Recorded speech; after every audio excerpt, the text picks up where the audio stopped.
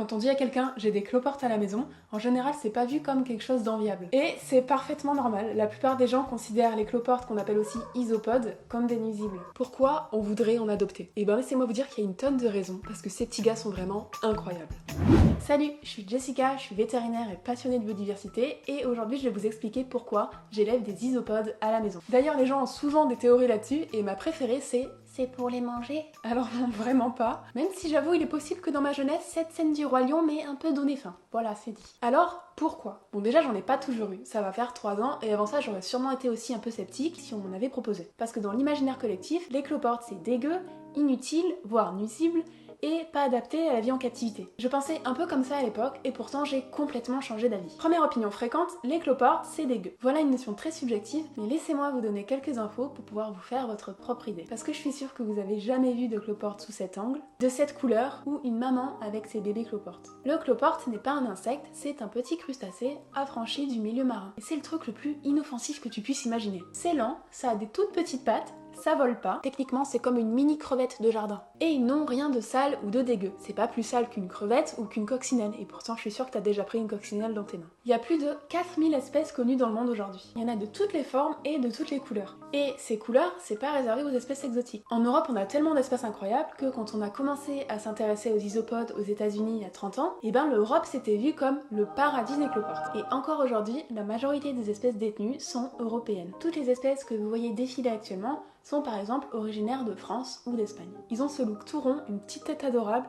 ce sont des animaux très sociaux, on peut observer plein de comportements. Bref, c'est des petites mignonneries. Mais ressentir du dégoût, c'est pas toujours rationnel. Parfois ça vient juste d'une crainte inexplicable pour les arthropodes et c'est ok. On a le droit de trouver que quelque chose est repoussant. Bien que souvent, il suffit qu'on y regarde juste d'un peu plus près pour s'apercevoir qu'en fait, non, c'est même plutôt mignon. C'est juste qu'on n'avait jamais pris le temps de bien les observer et de se faire une opinion objective. Les cloportes, c'est inutile, voire nuisible. Alors la question de l'utilité, c'est souvent un truc qu'on reproche aux insectes qu'on n'aime pas trop ou aux arthropodes en général. C'est un concept qui est humain, mais qui est très déconnecté de la réalité du vivant. Parce qu'en biologie, il n'y a pas de finalisme. Le vivant n'existe pas pour servir un but précis. Chaque espèce animale est intégrée dans un tissu très complexe au sein de son écosystème. Et chaque espèce participe à son équilibre. Les arthropodes sont, en plus des activités jugées utiles pour l'humanité, des proies, des prédateurs, des recycleurs, des décomposeurs, etc. Et c'est pour ça que la disparition des espèces, même minuscules, est un tel enjeu. En retirant des maillons de cette chaîne, on fragilise tout un réseau. Les cloportes, dans ce réseau, ce sont les décomposeurs, les recycleurs de la matière organique. Il y a plein d'autres animaux qui ont cette action, c'est ce qu'on appelle des détritivores. Les cloportes, ce sont des détritivores de surface. Ils sont spécialisés dans la dégradation des feuilles et du bois mort. Par leur digestion, ils transforment tout ça en humus, qui est une matière carbonée riche en nutriments, facilement assimilable par les plantes. En gros, un super engrais. La seule contrainte des cloportes pour faire tout ça, c'est qu'ils ont besoin d'humidité. Comme tous les crustacés, ils ont des branchies, même si elles sont un peu transformées, mais une branchie pour fonctionner, il faut qu'elle soit hydratée. Ce qui veut dire que les cloportes affectionnent tout particulièrement les endroits humides, peu ensoleillés, et d'autant plus s'il n'y a pas trop de prédateurs, voire des petits trucs à grignoter. Donc s'ils tombent sur une cave humide avec de quoi manger,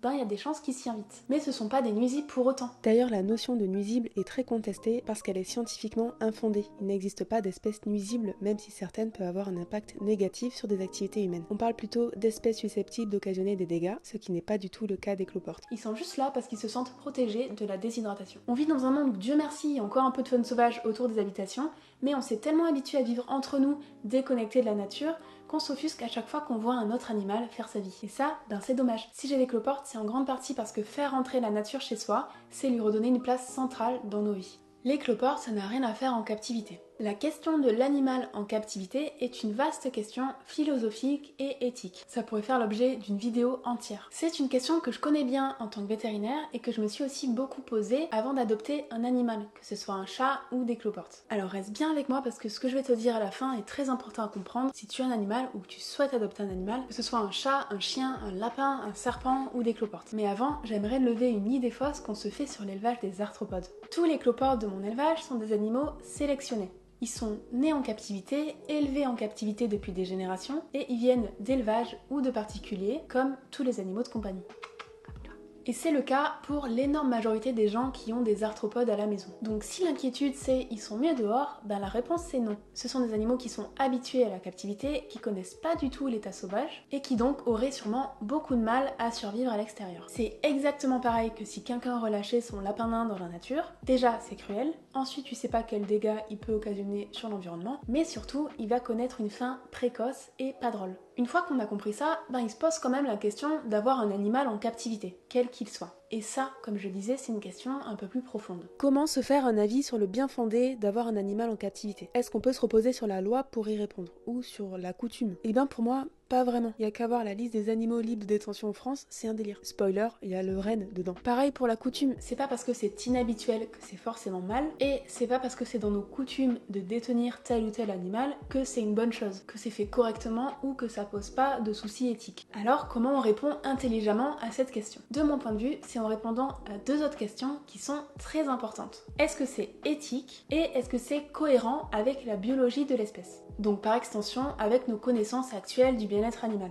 Est-ce que c'est éthique? Ça revient à se demander, est-ce que c'est moral? Et donc ça, c'est une question qui n'a pas de bonne réponse. On peut tous y répondre différemment. Chacun a sa morale, donc chacun a son éthique. Et la réponse peut évoluer selon le contexte. Par exemple, est-ce que c'est moral d'adopter des insectes pour filmer des combats d'insectes? Pour moi, c'est non. Est-ce que c'est moral d'adopter des cloportes parce qu'on trouve ça mignon et qu'on a envie d'en prendre soin toute leur vie? Certains diront non là aussi et c'est ok, mais pour moi, c'est déjà beaucoup plus convenable. En tout cas, ça colle avec mon éthique. C'est pour ces mêmes raisons que j'ai adopté ou recueillir mes chats. La biologie des espèces et le bien-être animal. Ça, c'est la notion très importante. Est-ce que tous les besoins de cet animal peuvent être respectés en captivité? Est-ce que je suis en mesure de lui fournir tout ce qu'il faut pour ça? C'est notre responsabilité en tant que propriétaire de répondre à ses besoins, donc de les connaître. Pour les cloportes, il se trouve que c'est pas compliqué. Ils aiment vivre en groupe, dans des milieux confinés. Ils ont un territoire qui est très restreint. S'ils trouvent un caillou et une écorce où ils sont bien, avec un peu d'humidité et de la nourriture pas trop loin, ben il y a de grandes chances qu'ils y restent toute leur vie. Et ça, ce sont des conditions hautement reproductibles en captivité, il n'y a rien de compliqué. On peut très facilement respecter leurs besoins avec 3 fois rien, un terrarium, un peu de mousse, une écorce, du substrat et des feuilles mortes. Avec ça, on a des animaux qui vivent leur meilleure vie, protégés des prédateurs. Donc est-ce que les cloportes sont adaptés à la vie en captivité? De mon point de vue, la réponse est oui, sans problème. Par bien des aspects,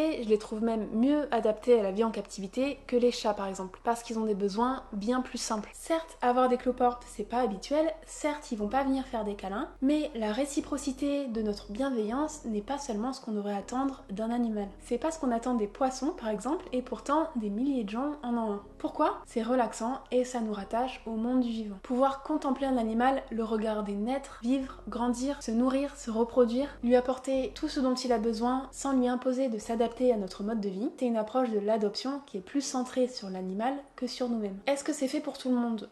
Non, comme c'est pas fait pour tout le monde d'avoir un chien ou un chat. Est-ce qu'on a besoin d'un animal pour être heureux? Non plus. Par contre, est-ce qu'il est temps de revoir notre conception de l'animal de compagnie? Là oui, sûrement.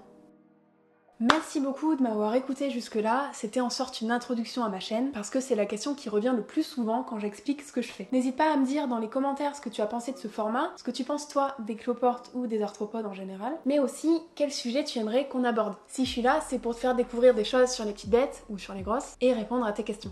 D'ici là, je t'invite à venir faire un tour sur Instagram ou sur notre Discord pour apprendre plein de trucs et discuter. Je te dis à la prochaine, et je vais chercher quelqu'un pour te dire au revoir. Au revoir!